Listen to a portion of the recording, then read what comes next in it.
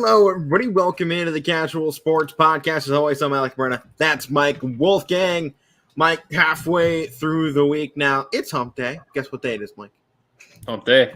You guys haven't said that in a while. It's been a while. It has been. Yeah. We'll have to bring it back here in the fall as we get into it. But we're getting out of summer, Mike. We're finally getting to that point where, you get back to remembering what day of the week it is, because I'm not going to lie, the last couple of weeks, I keep going, what days? I woke up yesterday thinking it was Wednesday, found out it was still Tuesday. I went, man, this week's going by a lot slower than I thought. I'm just skipping days at this point. I'm trying to get closer to football season, I think is the way I'm going. I didn't know what day it was last week at all. This week's been a little bit better because last week I had my first job, show, and then my second job every day. So now this week I have a little bit of break. So I kind of know what day it is, but good for you, Mike. Not everybody is on that piece at the moment. Obviously, we're talking here. We're still in vacation mode. Everyone else is yelling at us, being like, I've been at work for months. You guys have been, out of classes. Not Mike. Nope. We are coming in back towards football season, Mike. Obviously, we're at the point there's football going on every weekend until we get to mid-February, and I think it's finally time we get back to making some predictions here, Mike, on the show. Even for preseason games, I'm ready. Oh yeah, no, this is our preseason too. None of these records count. We're not looking at any of this. Right, it's warming us, getting our mindsets back into making these predictions. We talked forever on the Raiders Jaguars game, so we got that Hall of Fame game out of the way. We got it. Part one of preseason. Getting back into things underway for us.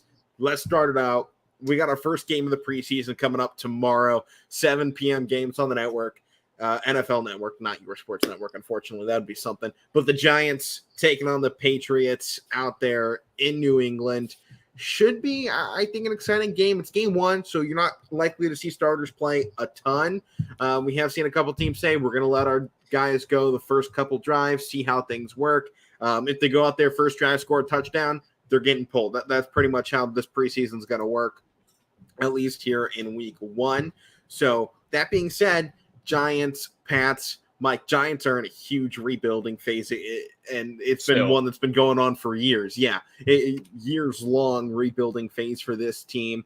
There's question marks going into the season for Daniel Jones, Saquon Barkley. They brought in basically an entirely new front office, new coaches, new everything. They really overhauled this entire unit to try and make this team a contender again. They want to get back to the status they had right before they drafted Daniel Jones, when they were going to Super Bowls with Eli Manning, when Saquon Barkley was looking like the next best thing. He was looking better than Ezekiel Elliott there in his first season, and he's had 3 straight seasons with injuries since then, and he is in his 5th year. They picked up his 5th year, but after this, he's gone. Unless he decides to step up here, he's not going to get renewed with the New York Giants, which, maybe for his benefit, maybe not. We'll see how things work out this offseason, but there's been a lot of speculation that this new head coach, he doesn't want Daniel Jones around. He doesn't want Saquon. He wants to go out and really make this his team. He wants to rebuild it, and I don't think you rebuild with a 6th-year injured running back. Or a quarterback and how many years that really has not done a whole lot. And I think this is his 4th year now. I was going to say, I knew it was around that time, but I think with the Giants, you have that all usually in any sport. When a guy comes in, you can see it in college too, that when a guy comes in, a team that's rebuilding takes over. Why not? Just clean slate. Why not? Because the team was struggling before you got there. They're trying to bring you in and turn things around. So if you want, bring in guys that you're comfortable with, bring in guys that fit your player style, coaches that fit, what you want to do system-wise or scheme-wise. That's hopefully what the Giants do. It seems like what they did this offseason. And, if things don't go their way this year with the guys you mentioned, some other guys that might be on the roster, there might be some different new faces next year for them. I think there could be, and I think this is going to be a real telling year of what the new era of Giants football is going to be with the new head coach out there. So I think it should be a fun one to watch, all in all. I mean, I think seeing this team this season as perhaps a final hurrah for their quarterback and Daniel Jones in his camp. But I think when you look at this team overall, I don't think anything about you excites them. They have a fine defense, but it's nothing that's going to win them games. They don't have an offense that is going to win them games. you really do look at them towards the regular season as maybe a 6-win team on the good side, as little as 1 win on the other side of it. I think they're within those 2 win totals during this regular season. I don't have a lot of faith in what they have. I don't think they have a great wide receiver core. So even if Daniel Jones turns it on, who's he going to be throwing to? I think this Giants team, they're in a full rebuild. I don't think there's really much to look at with this squad. I think more of the stories lie on the other side of the field in preseason week 1, because we don't know any coordinators for the Patriots going into the season here. Billy B's kept everything quiet, kept things under lock and key up there, and I don't know which way he's going to angle with this going into preseason game 1. Part of me is just thinking Bill Belichick's going to run out there with a Madden 20 playbook and just not show anybody his plays until game 1 of the season. Well, and that too, and they're trying to put in a different offense that they have not done in over 20 years since Tom Brady first started. I saw quotes today from Mac Jones that on ESPN this morning that he's saying it's going to be a different style than it was last year and how it was the last 20 years, but he's got to learn to it, he's got to adjust to it. So not only they're putting in something new, but they don't have coordinators on either side of the ball. Do I trust Bill Belichick? Yes, I do, because we talk about resume-wise, what he's done in the past. He knows what he's doing, but there's a lot of question marks with them too. But I think, second-year quarterbacks, we always talk about, what they need to do in their second year to kind of, lift that status they had in the draft picks. I think Mac Jones had a good year last year, obviously making the playoffs. He probably was the best rookie in that class last year, quarterback-wise. What's he going to do this year to kind of build off that? What's he going to do? Because there is still room for improvement with him. He's a rookie, or he was a rookie. He only had 1 year under his belt.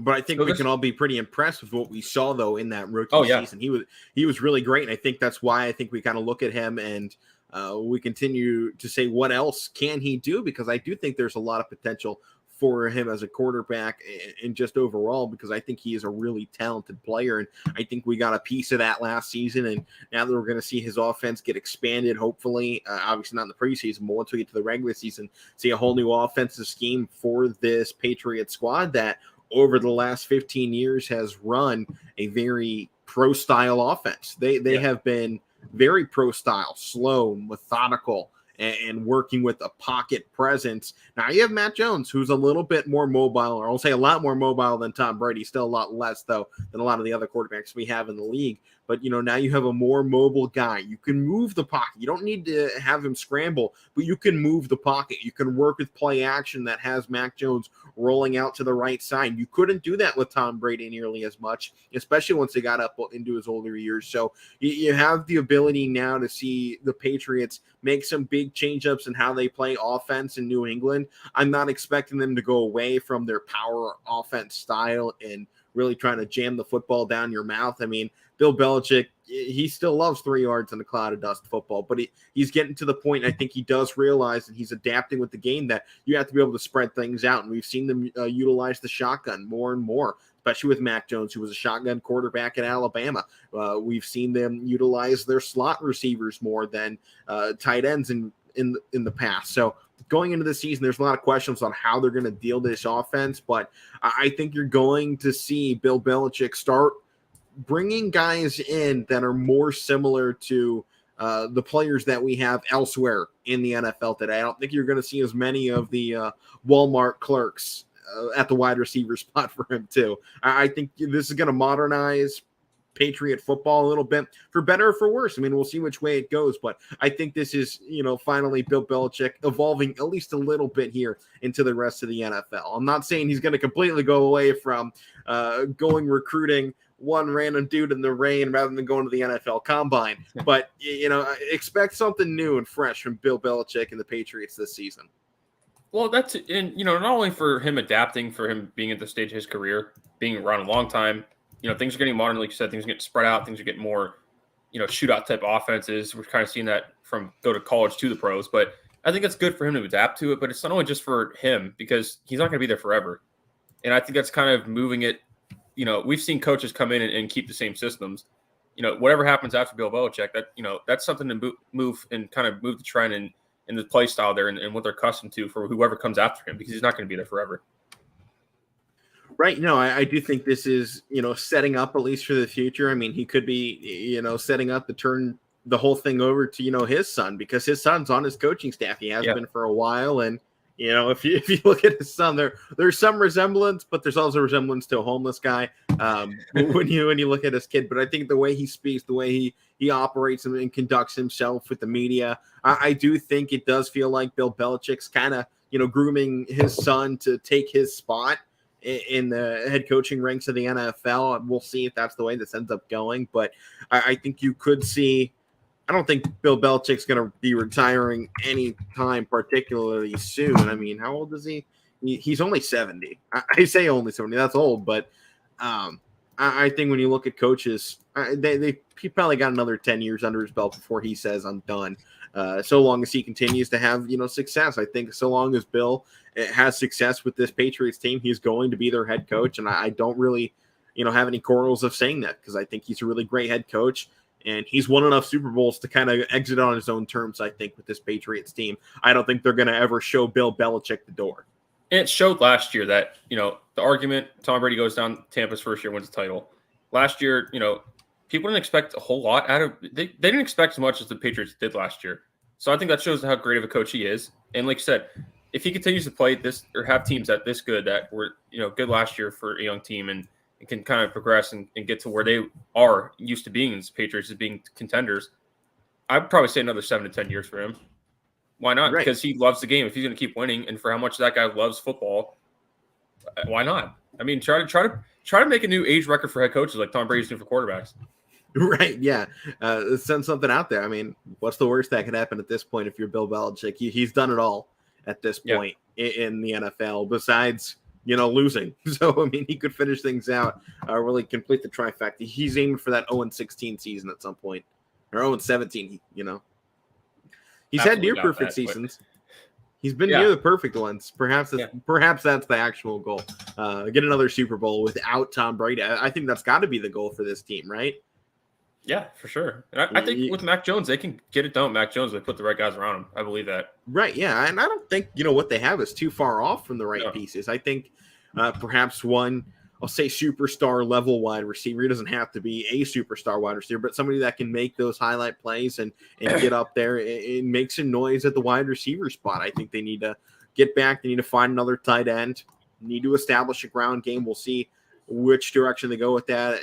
Bill Belichick loves to have 3 or 4 guys touch the football at the running back spot in a game. And I sometimes that's to their benefit. Sometimes, it's to their deficit here. And I think when you look at how this offense operates, obviously we'll see how that changes. But I think moving forward with this team, they're going to need to get back to the run. I think when you look at Mac Jones, look what he had at Alabama and what made him successful there. Phenomenal ground game, amazing wide receivers, and an offensive line that was full of NFL talent. Now, you look at his team here, you have an indecisive run game, no real targets out there at the wide receiver spot out of, I think, number 1. I remember their full wide receiver core. I'm trying to look it up too as well. Out of here for ESPN put this out. All right, so Devontae Parker, Kendrick Bourne, and Jacoby Myers. I mean, it's a fine group. They brought in Hunter Henry actually at tight end spot, so I like them getting back there. But Damian Harris is the number 1 wide receiver or number 1 running back. I think when you look at the offense, they are missing some skill positions out there. They have a good offensive line. We'll see how Cole Strange works at left guard, but I think when you look at the core, the wide receivers especially, that's where this Patriots group needs to take that next step and develop. They need to give Mac Jones some weapons to work with, because we saw at Alabama when he has weapons around him. And even in his first year here in New England without having weapons around him, he was still really phenomenal. So I think when you look at this team, I think Mac Jones is actually a caliber above Tom Brady's play style and the way it can work with this team. I really do think Mac Jones can bring this team to another Super Bowl. The road's gotten a lot harder, though, because the Bills team, they're back. They're ready to go. Miami, they're coming off a 9-win season. As much as people want to talk about Tua and if he's going to be a high-caliber quarterback here in the NFL, I think you got to remember that Miami team was in the hunt for this AFC East divisional title as much as anybody in the late stages of that season. Buffalo and New England were tossing it back and forth, but Miami was a constant third. They were right there and waiting for one of those two teams to slip up. That never happened, but I think this is a very real division that you do have 3 teams that can compete for the divisional title. And I think this Patriot squad is one of them. And I think if they can get this wide receiver core ready to go and can maybe find somebody else, perhaps here in this preseason, that's going to step up. I mean, you never know who that's going to be, or if Jacoby Myers or Parker can take that next step at the wide receiver spot. This is a team that very realistically can beat the Bills in the division here this year. And they showed last year when there was games that I know Buffalo ended up winning division, but they showed that when there's games that matter for division, the Patriots won one of those 2 games. Yeah, they show that they can. I know they got blown out in the playoffs, but they show that they could hang tough with them. And I think that's what you're saying is if they can get guys, a couple more skillful receivers, I don't want to, but more not dynamic, more superstar type of caliber, it's going to be really good for the Patriots. Because number one, they really don't have that, never really have. And I think that could be really good for Mac Jones. And even if the running back too, because Damian Harris is a nice running back, but that's one of the guys they have. But is that going to get it done game wise? I mean, if you have good offensive lines, it's going to do a lot, but they might need a more explosive running back too. And that's something that they also don't really have with the Patriots. But they find ways to get it done. They're gonna find their guys out like they always do. So we'll see what they can come up this year. And as Mac Jones' career goes along. Yeah, no, I definitely think they got some good building blocks. I think you look at the defensive side of this team as well. They've made some nice steps to develop over there. They're not just relying on offense, and I think that's one thing you have to credit towards Belichick. As much as he could have very easily let off the gas in this later stage of his career and kind of called it a quits to some extent, he hasn't. He really has let this defense continue to develop and continue to bring in high-level guys. I mean, I think Mack Wilson is no small acquisition for this linebacker core to replace Chase Winovich. I think that was a good trade both ways. Neither guy was fitting in their current system, so Browns and Patriots do an easy switch. Mack Wilson goes here, and I think he fits over here a lot better. I think him and Belichick's system, he's really going to look good being that right outside linebacker and being able to develop this defense. Jabril Peppers is the second on the depth chart in the safety. So I think where you look where he's fell in the last couple of years, Kyle Duggar's done a real good job stepping up for this side. And I think you look, Devon Godchow, he's a great nose tackle here for the Patriots. And I think maybe a strong defensive end, if they can find one in the draft at some point, could really bolster this defense. But when you got Matthew Judon out there as well, you got Mack Wilson, some good corners, I think you got a lot to like about this Patriot squad. That's why I think when you go into this first game of the preseason, I think they got plenty of depth. Much as we kind of saw with the Jaguars in game 1 against the Raiders, they just didn't have any depth. You kind of thought they would because they've been building for a few years, but none of those guys were good enough to replace the bad starter. So I think I kind of got that same feeling going into this one. Giants have a decent starting group, but after that, you're going to have a steep fall off with this team. I think that's where, injuries have really bit them the last couple of years as well. They haven't, had anything that can keep them together with an injury. So I think you look game 1 here. I think you got to like the depth of the Patriots, and Bill Belichick can turn nobodies into somebodies just like that. And I think you need that a lot in preseason. And I think to close out with the Patriots is what you said about the division too, because even the last couple of years before Tom Brady leaves, you kind of felt that the Bills made the playoffs, I think, once or twice when Brady was still there. I think the Dolphins made it somewhere too in there, but they were kind of rebuilding. Teams have been kind of building now, and I think this division suddenly got really strong. I think it's one of the stronger ones in the league because you have the Bills who are Super Bowl contender right now. You have the Patriots who are always going to be in the thick of things. The Dolphins, like you said, they had a great year, and I'm not expecting the Jets to do anything this year, but they got younger and they made some nice additions. So this division really got interesting, and I think it's going to be a fun one to watch this year with the Patriots in the thick of it. Yeah, I mean, definitely. How can you not think that this is going to be some kind of something here in this division? I think they got a lot of pieces that on all these teams that can really make some noise and make this an exciting season as they all fight for positioning here. So I think with that, I'm taking Patriots. I'll even give out a score here just so we get kind of back into that rhythm of giving out some random predictions. I'm going to go Patriots. I'll say 27 here in this first game, and I'll give the Giants, we'll go 10. So 27-10, Pats take it. I'm going to try to go some weird scores because that's probably what you get in the preseason. So I'm going to go Patriots as well. I'm going to go them 25-18. Patriots. All right, yeah, 25-18. That's not a terrible pick. I don't mind that. We're both aiming mid to high mid 20s. I think for the Patriots seems realistic in this game. I think you're going to see some kickers. Yeah. We'll see how that develops. Second game though on Thursday. 2 Thursday night football games. How about this? 7:30 game. Titans at Ravens. Not likely to see starters go here, so I think I might like the Titans in this because we saw last year the Ravens. They had to play a lot of depth last season, and they did just fine with it. But outside of Lamar, I think the big key is Lamar Jackson made all that work. If Lamar Jackson's not playing more than a drive in this game, who are they going to turn it to on this offensive side? I mean, let me look here for the Ravens depth chart at the quarterback spot, but I don't think they have much going on. I'm trying to look. It's not very good in that department. I mean, they don't have to. You got your guy, so you're not looking for other players at that position. Their backup quarterback is Tyler Huntley. Who I just want to say he did not play that bad filling in for Lamar last year. They were just so depleted it just didn't matter. But right, didn't matter who you were putting in that spot. They weren't going to play. He did okay. He did enough last year. Yeah.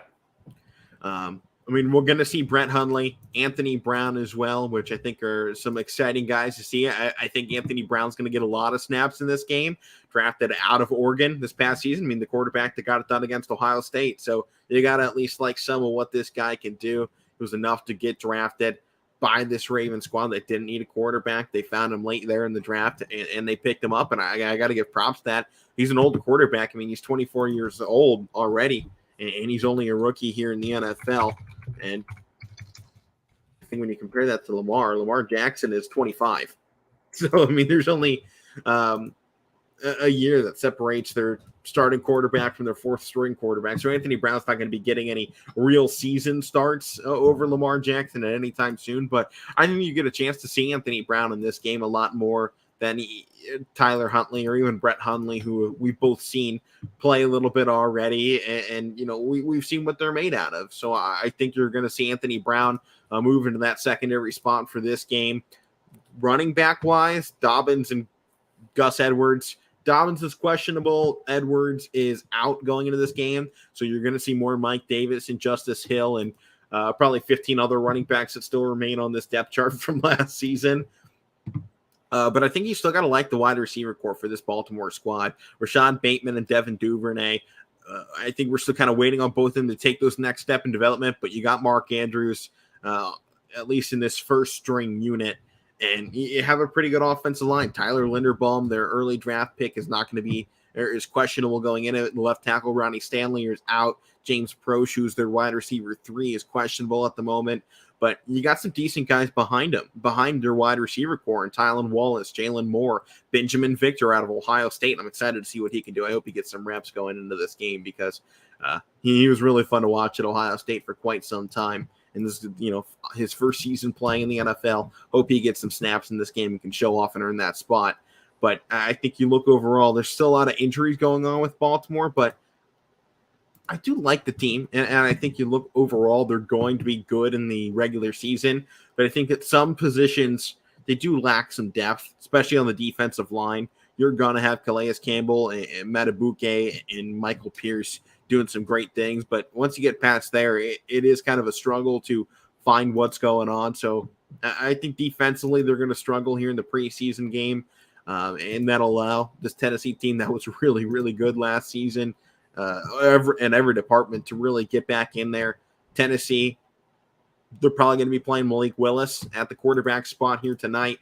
Running back wise, they're going to have Dontrell Hilliard and Hassan Haskins, I should say, who obviously showed out in one of his final games in college against Ohio State and my Buckeyes. That hurt. But, you know, I think we got a glimpse of what talent he has, especially in that game. And I think he's going to quickly move into a number 2 spot, overtaking Dontrell Hilliard, who, you know, got some snaps last year, but he's a 5th-year running back. I think you're going to see them move on now to Haskins as their backup guy behind Derrick Henry, especially because I think he's built different than Henry. Henry is that power that just has loads of speed. Dontrell Hilliard, kind of just that speed back, but Haskins kind of fills in where Derrick Henry needs to step out. He's still got plenty of power, and he's got that amazing first step that he just hits the hole and goes. That makes Henry so good. He doesn't have the size, and I don't think he's nearly as fast as Henry, but Haskins is going to fill in for that spot just fine in that department. Wide receiver-wise, I think this is still a team that leaves much to be desired. They brought in Robert Woods, which is nice, but they don't really have anything outside of that on this wide receiver set. They're going to have Austin Hooper as the tight end, but behind him, they don't really have a nice backup tight end. And with their style of offense, I think they're going to struggle. They should have a great defense this year. They brought in Bud Dupree. They're returning the same defense from last year that was really good. So I think this Tennessee Titans group as a unit, I think I like them better a little overall than I do the Ravens. So I'm going Titans in this game here, Mike, over the Ravens. It's in Baltimore, but I'm still giving the edge to Tennessee. It's not that far of a move over between the two cities. So I'm giving this Titans. I'll go 23-14 over the Ravens. I think there's questions for both teams this year, honestly. You ran through the receiving group. I think that's a big number one question with the Titans is losing, two guys with Brown and Julio Jones. But I think they had a little nice offseason, kind of trying to fill it in with the two tight ends they brought in. I kind of like them bringing in Jeff Swain too. I think it's a decent guy to have behind, a guy like Austin Hooper. But, there's question marks there, and there's still questions with Ryan Tannehill. Like last year in the playoffs, he had a little bit of a mishap or meltdown or whatever you want to call it. I think with the Ravens, you kind of touched on that last year. Their backups didn't really do a whole lot, especially down the stretch. I kind of give maybe that edge to them in this preseason game if you're trying to look for one, because they got a lot of experience last year, even though it didn't really lead to wins, but they got time, playing time last year. And I think I like this Ravens roster a lot better. I know you're not going to see most of the good pieces in either of these teams, but if you're talking season-wise, I think I like the Ravens a little bit better. I think I picked them this year to go to the Super Bowl last week, I mean. But right. I'm going to stay. I actually think I'm going to go with the Ravens too. Or you picked Titans, right? Yeah, I picked Titans. I'm going to go Ravens. I don't really have a score for this game. Did you pick a score? Yeah, I said 24-13? Or 23-14 is what I said. I'm trying to stay in the teens and 20s because they're not going to see a lot in the preseason, but I guess I'll go 21-17 Ravens. I like that. I wanted to go a little bit closer, but I went, 23-14 on it. But I think both those good picks. I think it should be a fun one. Should be close, I think, between these two. I think they're pretty balanced, especially once you get their second units. Yeah, for sure. All right, well, I want to take a step out of preseason here. We'll get right back to it, talk some of the Friday games. We do have to save some of that for the rest of the week, though. But I got to talk about this story that came out because it's a pretty big one when we talk over in the ACC and college football show. Sam Hartman, the guy we've been talking about all season that we forgot was coming back to Wake Forest here. He's actually a fifth-year junior. And at this point, he is now going to miss an extended period of time from Wake Forest after the school released that he has a medical condition unrelated to football. They won't give out anything past that due to privacy and HIPAA laws, but Sam Hartman's going to be out for Wake Forest. And I think this is a huge problem. I think when you look over at this team, obviously, we wish the best for Hartman and, he wants to be out there on the football field. He wouldn't have stayed at Wake Forest as long as he had if he didn't love playing there and love playing football just in general. He's one of the best quarterbacks in the ACC. And, last year he was 11th in the FBS in passing yards, tied for 5th with 39 touchdowns, a number 4 in his scoring attack, number 4 offense in the country last year. They were in the top 10 in the AP, top 25. He's had a phenomenal career, and now he's stepping aside at least for some period of time. We don't know exactly how long it is, but if he misses the season, Mike, we could potentially see him back next year as a 6th-year senior for this team if he can get medical exemptions. And obviously COVID exemptions got these players a little bit more time, and he jumped on that, and he's been playing football for quite a while at this Wake Forest school. So it's sad to see him not be the starter come day one, but I think we have to, look at this past the health side and look at the football side of it, because Wake Forest is a team expected to compete here in the ACC. This was my prediction. I had them as a 9-3 team. That was before I had Sam Hartman not as the quarterback. So, back to it with him out, this is probably more of their expected record. I think if he isn't if he plays all these games, they probably switch records and spots with NC State on this list of mine. But I think they're probably back down into a third or fourth place finish without Sam Hartman now in the ACC. I mean, they're calling it a non-football medical condition. So, first of all, hopefully, he's right. going to be okay, 100% ready to go. But, yeah, it's a big loss for them because, again, you ran through. We're going to have a solid season until we even remembered that he was coming back. And last year he had 11-3 season, 14 interceptions. I think he had last year. I'm looking at it now. That's a big loss for them. And I think it changes things in the indefinitely can mean short, long, whatever. We don't know. It's just a word to say we don't know how long he's going to be out. So hopefully, like I said, health-wise, he recovers first, and hopefully at some point in the year he comes back. Because I was really excited to watch him come back this year. And if we can have him come back next year too, for a sixth year, especially if he's out long this year, that guys behind him or guys at other positions develop, they can reload recruiting-wise for next year. If he comes back next year, that'd be really interesting too to see what they have with him with some other new faces. Yeah, I mean, I think there's obviously, some parts of this that you can look at and you go, all right, I can be a little excited for this for Wake Forest. But I think when you look overall at this depth chart now without Sam Hartman, I don't think it's one that you really know anybody behind him. I'm trying to pull it up. Google is being a pain here at the moment. But they got backup quarterback wise at the moment. They have Michael Kern, a redshirt sophomore. So, I mean, we'll see who ends up day one. I don't know who their biggest recruits were this season. I'm looking at it now. Yeah, I didn't see where they were at recruiting ranking wise, but I don't know behind him. Let me see where they sit on this list. Not good. I don't see them. It's not a huge recruiting school, so no, it's not. They get whoever comes their way.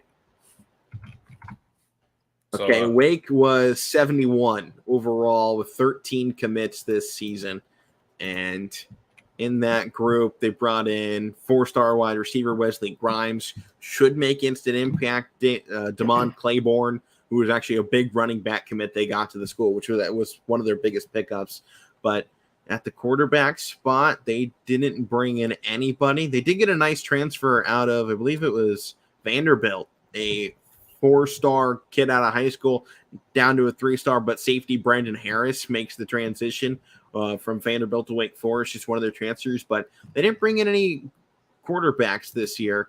See if they brought in one last year. But, I mean, I think this is a very hard place to look at. So you got Santino Marucci, who will be a sophomore this year. He was a three-star guy coming out of high school, and him and Billy Edwards, three-star guy out of high school.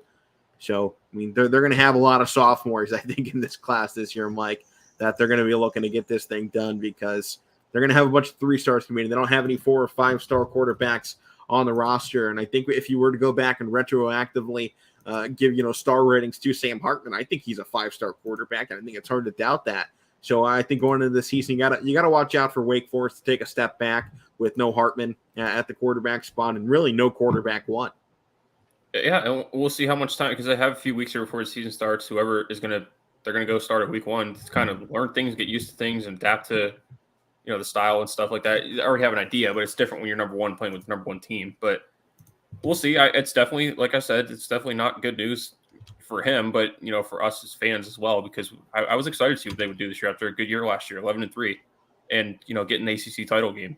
So we'll see. Right, they finally overcame the hump of Clemson, only to have this hit them this season. Yeah, and I was excited to kind of see them go at it this year, for sure. And I mean, not to say they still can't. We don't know, but again, we don't. The guys aren't behind them are proven, so time will tell. Yeah, 100%. That's what I got for college football. I got a little bit other here, and I wanted to throw this out here. I saw an interesting article from ESPN. It was put out about a week ago, and it was talking about changing the calendar up for the college football season, trying to work around a couple things and overhaul college football as we know it, because bowl games, especially the big part of it, have kind of become a second thought in football, in the college landscape. It follows tradition. We won it at the end of the season, and it's what you're playing for. But this was kind of going along with expanding the college football playoffs into a 12-team format, which I don't mind it. And that seems to be the number that is getting tossed around as the most favored out of all of them. We'll see how that continues to go. But this one had bowl games. Instead of being played at the end of the season, would be at the very beginning of the season. And you would get the bid in if you were a 6-win team in the prior season. So it's kind of, actually, no, I think they said every team would play in a bowl game. So you get more bowl games. Part of it I like, they did say, though, was because of doing it at the beginning of the season, you now open the entire North to be able to play football, in different bowl sites and NFL stadiums that can open their doors here. You wouldn't have any competition. You make this a week-long thing with 131 teams this season.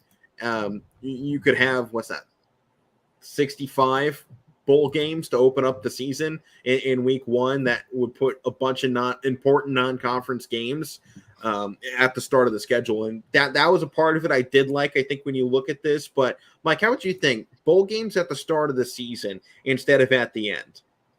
See, the part of it I don't like is how they're saying that everybody have a bowl game. I don't agree with that because you got to earn it. And I know last year, if they're basing it off last year, yeah, whatever. You're not going to earn it if you had a bad year last year, but every team's different. I don't think it's good to start a year for a bowl game judged after what the team did the previous year because it's different people. And I think, with the college football playoff too, I've heard 12, expansion 12 teams like you said. I think this is what I would do too with that. I kind of thought of this too as you were kind of speaking of it. I always said 8 teams, and I think you could still fit all the New Year's Six bowl games in it too because there'd be 4 games in the first round. There's 4 of the 6 called New Year's Six games. Then the semifinal would be the other 2. So you could fit them into the playoff too, like they kind of have now. That works a lot better. How they've been rotating the 2 the last couple of years. Like every year, every 3 years, it's just the Rose Bowl or whatever. That I think that'd be kind of a cool thing to have because if you want to be in a New Year's Six bowl game, you got to get in the playoff. Yeah, so I do like that system you're proposing there, Mike. But this is just trying to make bowl games matter again. You're still talking New Year's Six and college football playoff, and that's where the focus of the college football fan is these days. This was just an attempt to try and put bowl games back into meaningful action, make them some important games, make them matter.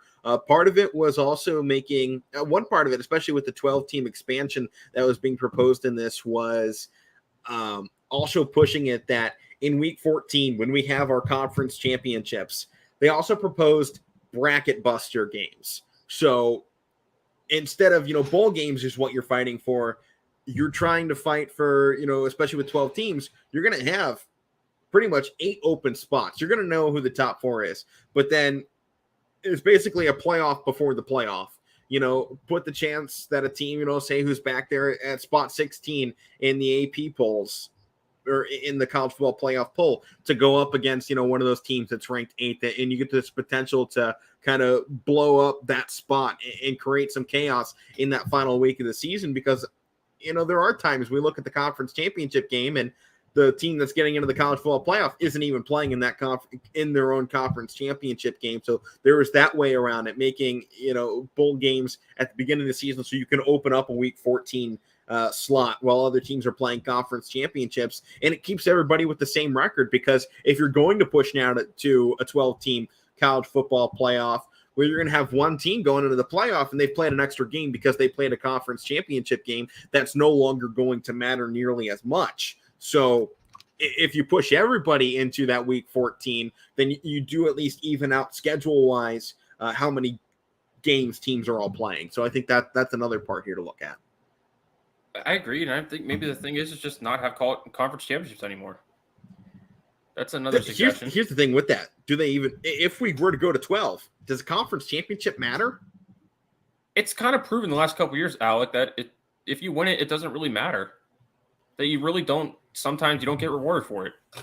That's why I'm we've definitely seen some teams left out that won their title when they probably should have been. And I'll say it, your Penn State squad, they got screwed out of it when Ohio State got put in over them, especially, after beating Ohio State. That's one of the main examples. I mean, there's a couple years Alabama didn't win the SEC and they still got in. There's a couple other ones too that I think the first year too, I think it was a little, not the same, but TCU could have got in. There was a little bit of controversy with them too the first year of the playoff.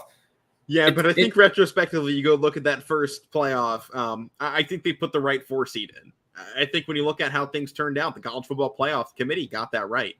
When they put Ohio State as the 4 seed over, it was Washington and TCU, I believe.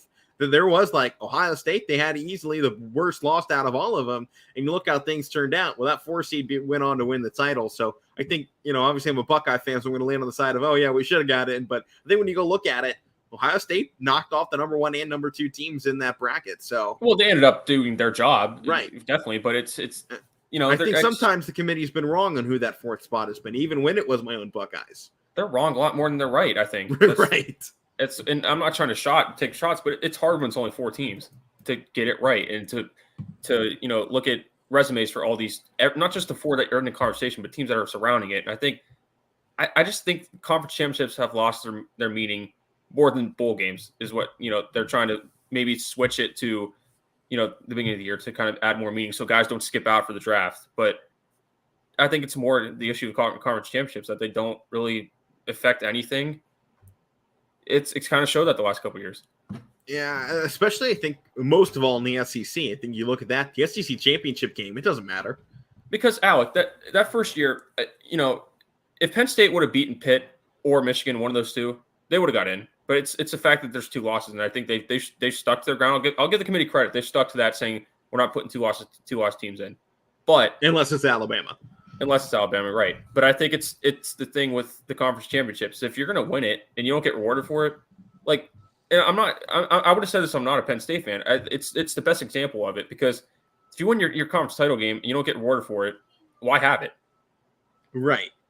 No, I think that is a part of it. And, playing conference championship games, it is more of a modern thing here in football. It's only been going on, really, it was kind of pushed in, I think, just before the BCS era, they started playing 4 conference championships, especially here in the Big Ten. So it's not, a traditional thing. This was a way to put top schools against each other and give them one final shot for the BCS numbers and give them a shot to earn one of those 2 spots in the BCS national championship game. Playing for a conference championship did matter. And you saw the Big 12. They just put in a Big 12 championship game not that long ago, but hasn't mattered. Big 12. I mean, Oklahoma was getting in regardless of whether or not they would win it because they came out of the conference undefeated. Yeah. So it's just an extra think, game. You kind of have to look at, are conference championships actually worth playing anymore? Because we see a lot of injuries sometimes in those that are really big. I think, despite the fact that Alabama's won some championships despite injuries, they've had some that I think for a lot of other teams would have been catastrophic. It's just an extra game at the end of the year. That's all it is. It's becoming that way. Yeah, it's just an extra game. And if to me, if you're going to conference championship type of games are postseason games, and if say last year if Michigan loses, I'm not gonna. That's an extra game that I'm not gonna punish them for that because it's a postseason game. They probably they're playoff deserving anyways. I don't think it's they right. Just if don't they matter. lose to Iowa, Ohio State probably would have got the bid. Yeah, it's just an extra game that it. And again, if they lose, that helps other teams out. If they lose. Right. Like you're saying, if they lost, it's another game they have to win against one of the hardest opponents on their schedule. Yeah, I don't know. I just don't. They just don't really. They're losing their meaning to me more than even bowl games are losing their meaning. Right. No, I mean when you look at bowl games, I believe viewership they said last season was up 40% from the year prior. People are watching bowl games. There was even a college football coach who came out and said it was anonymous in this article, but he just got along. It's just like, you look at TV viewership and for some reason, bowl game numbers are up. People really just want to watch crappy football. They don't care how crappy the football is. They just want to watch football. And they want to see these college players go. They don't. I think that's the thing. A lot of people forget. We focus on the playoffs so much, and how do we make the playoff better? And how can we make football better? How can we do this? How can we change this? Sometimes it's a really simple game. Just have 2 guys go out and play football, or 22 guys go out and play football and see what happens. At the end of the day, that's how this sport started. We didn't have super athletes. We didn't have 1,000 different games you had to play. You didn't have all these stipulations. You had 22 guys that went out there and played football in front of 20,000 people back there in the early 1910s. It was just a way to, get out some physical energy. And it's become something so far from its roots at some points that I think sometimes these bowl games are just a reminder of what it's about. Just going out there and playing football. At the end of the day, bowl games don't matter. They shouldn't matter. Why should a bowl game matter? It's a fun exhibition game at the end of the year where a lot of coaches are given playing time to kids that didn't get it during the regular season. That's exactly what it should be. It's guys going out and having fun. And I think when you look at bowl games and people always go, how can we make them matter more? I think the question should be, why do they need to matter more? Why? What needs to be changed? At the end of the day, there used to be no postseason games. You go back, Rose Bowl is the oldest bowl game, and they just celebrated 100 years. You go back to the early 1900s, there wasn't bowl games, there wasn't postseason games. The AP awarded a national champion. We didn't even get to play national championship games until, more recent history in college football. Oh, yeah. For a long time, it was just the team with the best record and had the most media viewership was the national champion. That's why when you go back, there's so many, contested national championships, because the ruling is that if any media outlet claims you as national champion, you can claim a national championship. That's how UCF actually has a national championship on their resume, is because they followed, I'll say, basically prehistoric college football rulings. It's so dumb, but it is dumb, but at the same time, that's how football used to work, and you're always going to see something like this happen. So I think you just have to push. Why do we need to make these games matter? Why can't we just enjoy them? And two, that there's just so many bowl games now that I love watching it. Well, I do too, but I think I have it on all December. Most of the time, college is let out that second week of December, and then I'm watching football the entire time, studying for finals, watching football. Making dinner, watching football. You really studying or getting ready? Getting ready for games, which is where I do more studying than even for homework. I'm watching football at the same time. That December is sometimes the most fun month in football because you get to see 1,000 bowl games. We got to predict them all last year, and it was chaotic, and it's fun. And at the end of the day, it doesn't matter. It's just two teams going and playing the sport that we love. We say we love football, and then we have more football, and people go, oh, it just doesn't mean enough. It doesn't need to mean anything. It's football. It's a simple sport. People are hitting each other. People are throwing a football around. It's throwing around the old pigskin. Bowl games, I love, because it gets us back to the roots of football. Well, I think, again, not to get kind of, I'm not old school. We're the same age, but just to kind of tie in, because we were picking all the games last year, the bowl games that we were picking on the show. I even, most of my games I was picking off my sheet that I had picked out that me and my dad and some relatives did put money in to try to see who got the best record picking the games. My dad's looking through it, and he's like, that's cool that they're having more bowl games, but he's like, some of these bowl games, they change every year, like the names. He's like, some of these like Cheez-It bowls, he's like, I didn't have this. Like, this is all new stuff they just made up because I want to have more football games, like you're saying. It's not wrong, but it's like, that's why I think it used to matter, because you only had like 6 good games that are New Year's 6 bowl games. And that's why it mattered. Guys wanted to play in those, whether they were championship games or not. You still wanted to play in those Orange Bowls to get Orange Bowl trophies and get all that stuff. And I think those games kind of lose their meaning now because there's a lot more games. And I think that whether it's good or bad, you can debate that. But I think that's why it kind of loses their meaning, because you see last year Pitt's in the Peach Bowl against Michigan State. Kenny Pickett doesn't play. Some guys that they have don't play. Some other guys on the other teams. Okay, so no, the problem isn't that bowl games don't matter. It's the big bowl games don't matter anymore, because I don't think anybody was complaining in Kent State when they played in the Frisco Bowl, when they had their first bowl game in school history win. I don't think anybody from them was complaining in that. I don't think anybody said that was a meaningless game. I think both teams were looking at that as a game they wanted to win. I think the problem is big schools, because for small schools like in the MAC and non-Power 5, they're all going to play. They want this. Yeah. This is what their championship is. They're aiming for a bowl game. The problem is when you talk about that Michigan State Pitt game last year, those kids were in it for a national championship. That's why that game doesn't matter. Is because they forget what they're playing the game for. You play the game to have fun. And at some point, we do get away from that, whether it's NIL discussions, whether it's the transfer portal, whether it's, entering early into the NFL draft. at some point we forget why we play the game. And I think that's what makes bowl games so fun, because in the early ones, the ones that don't matter, the ones that nobody watches, the ones that nobody goes to, those are the games to watch. Because in that game between Kent State and Utah State, teams are fighting it out. That both finished the season 7-6 after the bowl game, 92 points were put up in that game. It was a 51-41 victory for Kent State as they won their first title. And I don't think either team would have told you that game was meaningless. Well, I think at the end of this season, do you think James Madison, if they get bowl eligible, would just be like, it's just a bowl game? That'll be their first ever bowl game in history. Yeah. These games do matter. They matter to the people in college football that drive the sport.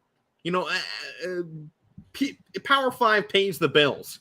But if it wasn't for the MAC, if it wasn't for the Sun Belt, if it wasn't for the Mountain West, college football wouldn't be exciting. It would be the same 5 teams making the same 5 runs every season. You look at it. What are the biggest storylines been in college football the last decade that weren't your regular 5 teams with Alabama, Ohio State, Clemson, and Georgia, and the likes of them? It was UCF's improbable run, Cincinnati making history. It was Houston's epic season 10 years ago with former Ohio State offensive coordinator at the head. I don't remember. Zach Smith? No, not that one. Who was he? Tom Herman. Tom Herman at the helm for the Cougars. You go back longer, it was Boise State's improbable national championship run. It was the teams that no one expects to have the biggest seasons. It was, Appalachian State upsetting Michigan 20 years ago. It's those games that drive the sport. It's those moments. It's not Alabama winning their 15th national championship. That stuff is great for the history books, and it's great for paying bills, and it's great for, excitement. But if it wasn't for all those upsets and all those fun games provided by these teams, whose only consolation prize at the end of the season for getting beat up on by teams greater than them is a bowl game, these bowl games matter to those people and to those teams that make the sport is what it is. Well, I'm not accusing you of saying this, so I don't want this to sound wrong, but I'm speaking on my style. I'm not old school, like I said. I'm the same generation as you, but I have that kind of old school mentality with sports. I get the whole bowl games are fun. They should be fun. I want them to be fun. I'm not saying you're wrong, but I also want them to be fun. But I also want, if you don't go out and win it, a New Year's Six bowl game, like I'm talking about with some of these bigger schools, if you don't go out and win it, bowl games are a college football's playoff. It's the March Madness for college football. I want to go out there and win it because that might be the last time I play with my school. Maybe that's the last time I play with this group of guys. And I think that's kind of where, it's fine that you want to focus on the NFL because that's where your career is going to be. But, to me, when I commit to, say, I'll use Pitt because we use that example, Kenny Pickett.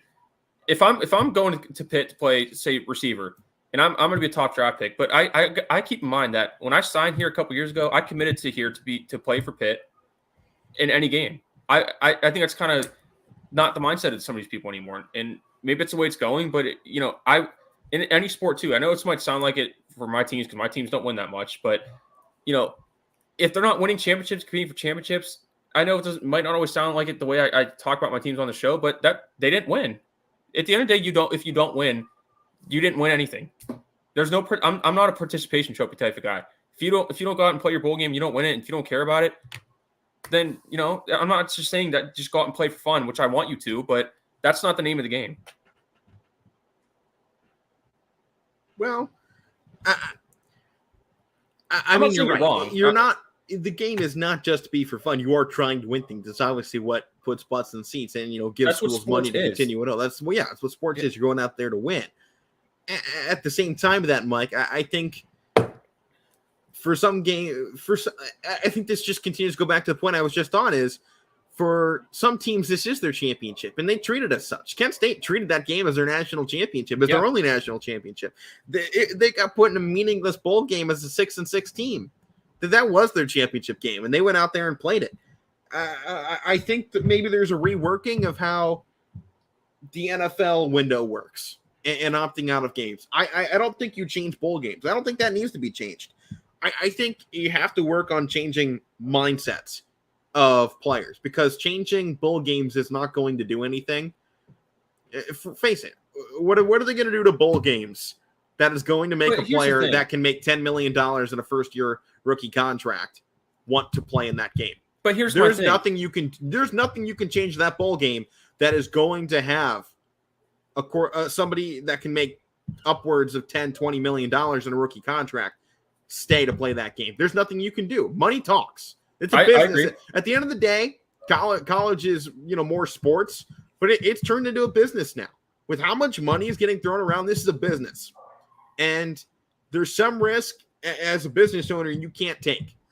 And there's some that you can. But if you're a business owner and you have a big contract coming up, and that contract's worth $20 million, now you can go to this event that you don't know if it's going to make you look good or bad.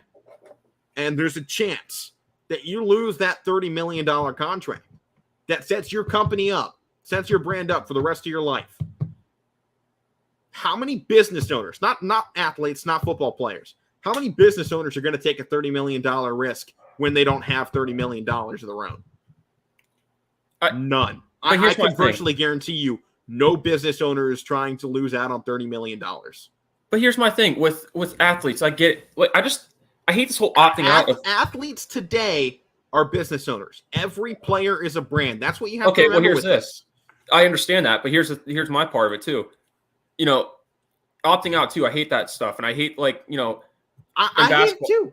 But here's my thing. But here's the thing: why they're businessmen. This is why it shouldn't be this way. Is because if I'm working for a company, like example, during the pandemic, I was working at the pharmacy.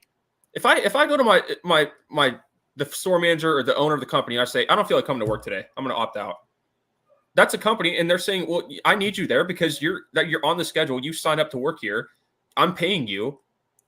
If athletes are going to operate as businessmen, then it should be that way. They should think, then I want to play. Most colleges aren't paying kids, Mike. No, I'm saying when athletes are becoming that mindset, like I'm going to do what's best for me because it's business-wise. They're from their mindset. From their mind, yeah, but then you should be playing. Well, the colleges want them to play. That's the piece of it. If the college is going to be then paying the athlete, then it opens that door, Mike, I think where you're going. But at the moment, every player is their own sole proprietorship. They're their own individual company.